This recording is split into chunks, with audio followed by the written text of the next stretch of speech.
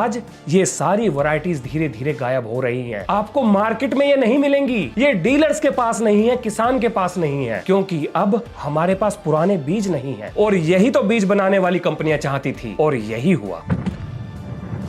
आपने नाम सुना होगा IARC का, यानी कि international agency for research on cancer. ये WHO कैंसर रिसर्च आर्म है, दुनिया की सबसे रेस्पेक्टेड कैंसर इवैल्यूएशन बॉडी। अब IARC ने ग्लाइसोफेट की जांच करी और कहा कि प्रोबेबली कार्सिनोजेनिक है और इसको ग्रुप 2A के अंदर डाल दिया। मतलब ये इंसानों में ब्लड कैंसर कर सकती है और इसी कारण की वजह से मोसांटो पर दुनिया भर में केस ठोक दिए गए। ली जॉनसन सैन फ्रांसिस्को का एक स्कूल ग्राउंड कीपर था। उसका काम था ग्राउंड को बच्चों के लिए मेंटेन करना, मतलब घास काटना, खरपतवार काटना, पानी वानी देना। अब ली जो है रेगुलरली राउंडअप का इस्तेमाल करता था और कुछ सालों बाद उसे ब्लड कैंसर डायग्नोज हो गया। इसके बाद डॉक्टर्स ने कहा कि भैया ये तो ठीक ना होगा। फिर ली ने अपने कैंसर का कारण पता करने की कोशिश करी और अपनी डेली की दिनचर्या से उसे ये पता लगा कि जिस केमिकल का वो ग्राउंड में इस्तेमाल कर रहा था उसे WHO ने प्रोबेबल कार्सिनोजेनिक की कैटेगरी में डाल रखा है। अब ली ने मोसांटो के ऊपर केस ठोक दिया। फिर इसके बाद सन 2017 में मोसांटो के इंटरनल डॉक्यूमेंट्स लीक हो गए, जिसमें मोसांटो की ईमेल्स थे, इंटरनल मेमोज थे, कुछ रिपोर्ट्स थी, कुछ स्टडीज थी, जिन्हें मोसांटो पेपर लीक के नाम से दुनिया जानती है। अब ये डॉक्यूमेंट्स एक बॉम्ब की तरह थे। इसमें साफ साफ लिखा था कि मोसांटो को वो सब कुछ पता था कि उसके द्वारा बनाया गया केमिकल क्या क्या कर सकता है। अब ये डॉक्यूमेंट्स कोर्ट में पेश हुए,